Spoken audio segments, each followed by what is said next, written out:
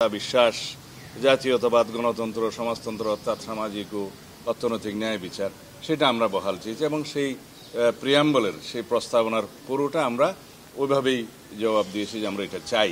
এখন যদি কেউ বলে যে পঞ্চদশ সংশোধনীর পূর্বাবস্থা অর্থাৎ পঞ্চম সংশোধনীতে গৃহীত প্রস্তাবাবলী মানে প্রস্তাবনার অংশটি, সেভাবে আমরা বলে দিতে পারি। আর রইল রাষ্ট্র পরিচালনার মূলনীতি সম্পর্কে যে বলেছে, প্রায় একই জিনিস, কিন্তু রাষ্ট্র পরিচালনার মূলনীতিগুলো ৮, ৯, ১০ এবং ১২ এই অনুচ্ছেদগুলোতে বিধৃত আছে। সেই অনুচ্ছেদগুলোর বিষয়ে সংস্কার কমিশন থেকে যে সুপারিশ করা হয়েছে, এই যে তারা একই বিষয়গুলো ওখানে রিপ্লেস করতে চেয়েছেন। যেমন একটা প্রস্তাব দেয়া হয়েছে যে ধর্মনিরপেক্ষতা ইত্যাদি এগুলো বিলুপ্ত করা হোক। এখন বিভ্রান্তিটা ওই জায়গায়, আমরা সেখানে বলেছি একমত নই, কিন্তু আমরা এই চাই।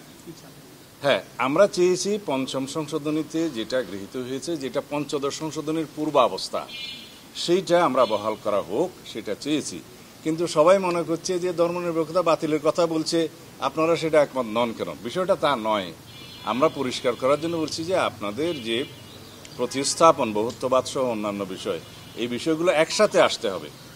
৫, ৬, ৭ যদি একসাথে আপনারা রিড করেন, তাহলে সেই বিষয়গুলোতে আমরা কেন একমত নয় এবং আমরা কেন বিকল্প প্রস্তাব হিসেবে আমাদের প্রস্তাবনা, যেগুলো আমাদের পূর্বে প্রস্তাব ছিল সংস্কার কমিশনের কাছে, সেটা আমরা বলেছি আবার যে আমরা আগেও প্রস্তাব আকারে দিয়েছিলাম আপনাদের কাছে। এখনও এর জবাব আমরা বলতে চাই যে আমরা রাষ্ট্র পরিচালনার মূলনীতির অংশটি পঞ্চম সংশোধনী অর্থাৎ পঞ্চদশ সংশোধনীর পূর্বের অবস্থাকে বহাল চাই, অর্থাৎ জাতীয়তাবাদ, গণতন্ত্র, সমাজতন্ত্র অর্থাৎ অর্থনৈতিক ও সামাজিক ন্যায় বিচার, মহান আল্লাহর উপরে আস্থা ও বিশ্বাস, এই বিষয়গুলো রাষ্ট্র পরিচালনার মূলনীতি হিসেবে গণ্য হবে, যেটা পঞ্চম সংশোধনীতে গৃহীত হয়েছিল বাকশালের বিলুপ্তির পরে।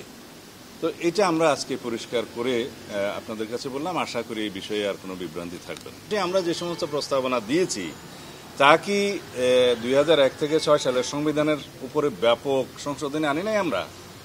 আমরা উপরাষ্ট্রপতির প্রস্তাব করেছি, ডেপুটি প্রাইম মিনিস্টারের প্রচলন করেছি, উভয় কক্ষে ডেপুটি স্পিকারের বিরোধী দল থেকে নিয়ে আসার প্রস্তাব করেছি, আমরা দ্বিকক্ষ বিশিষ্ট পার্লামেন্টের প্রস্তাব করেছি, আমরা রাষ্ট্রপতি এবং প্রধানমন্ত্রীর ক্ষমতার ভারসাম্যের প্রস্তাব করেছি, নতুন করে রাষ্ট্রপতির হাতে কিছু ক্ষমতা দেওয়ার প্রস্তাব করেছি, আমরা ৫০ আসন থেকে মহিলা আসন ১০০ উন্নীত করার প্রস্তাব করেছি।